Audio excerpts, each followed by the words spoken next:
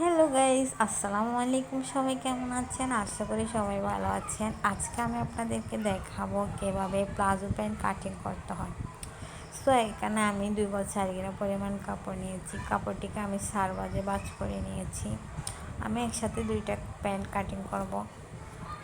কাপড় কাটার main topic হচ্ছে সুন্দর করে ভাঁজ করা, যাতে ভিতরে ভাঁজ ভেঙে না থাকে। আমি একটা কাপড় নিয়েছি এখন, তার উপরে আমি এখন ব্ল্যাক কালারের আরেকটি কাপড় বসাবো। আমি যে প্যান্টটা তৈরি করতেছি, 2টাই প্যান্ট একটি ক্লায়েন্টের। তো যারা অভিজ্ঞতা তারা চাইলে এভাবে 2-3টা একসাথে কাটিং করতে পারে। আমি একটু করে আয়রন করে নিয়েছি। এখন আমি সুন্দর করে চারপাশে সুন্দর করে বাস আছে কিনা দেখে নিয়েছি। বন্ধ পাশটা আমি আমার দিকে রেখে খোলা পাশটি অপর পাশে রেখেছি। এখন আমি সুন্দর করে মেজারমেন্ট ঠিক করার জন্য একটা দাগ টেনে নিয়েছি। তার থেকে আমি 2 ইঞ্চি পরিমাণ বেল্টের জন্য নিয়েছি। সুন্দর করে দাগ টেনে নেব।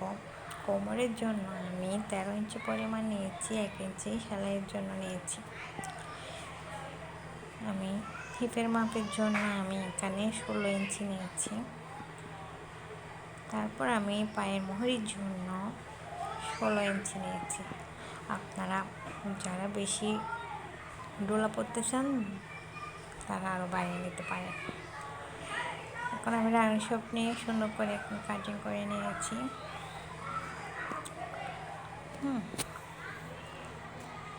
প্লাজো প্যান্ট অনেক ইজি একটা। আমাকে ক্লায়েন্টরা যদি প্লাজো প্যান্ট সেলাই করতে বলে আমি অনেক খুশি, কারণ প্লাজো প্যান্টে কোনো ঝামেলাই নেই। তো যদি আমার ভিডিওটি আপনাদের ভালো লাগে অবশ্যই একটি লাইক এবং সুন্দর একটি কমেন্ট করে যাবেন। তারপর এখন আমি এটি যার জন্য আমি তৈরি করেছি সে বলছে যে ওর নাকি বেল্টও দিতে হবে, আবার ফিতাও দিতে হবে। এখন আমি ফিতার জন্য কাপড় নিয়েছি।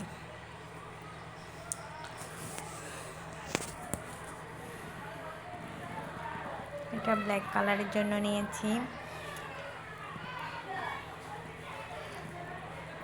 এখন আমি সুন্দর করে সেলাই করার জন্য ভাঁজ করে নেব। তারপর আমি দীর্ঘস্থায়ীভাবে সুন্দর করে আস্তে ধীরে সেলাই করব। আমিও নতুন সেলাই কাজে, তবে আমার এখানে যদি কিছু ভুল থাকে অবশ্যই কমেন্টে বলবেন। মানুষ মাত্রই ভুল, মানুষের ভুল হবে না তেমন কোনো কথা নেই।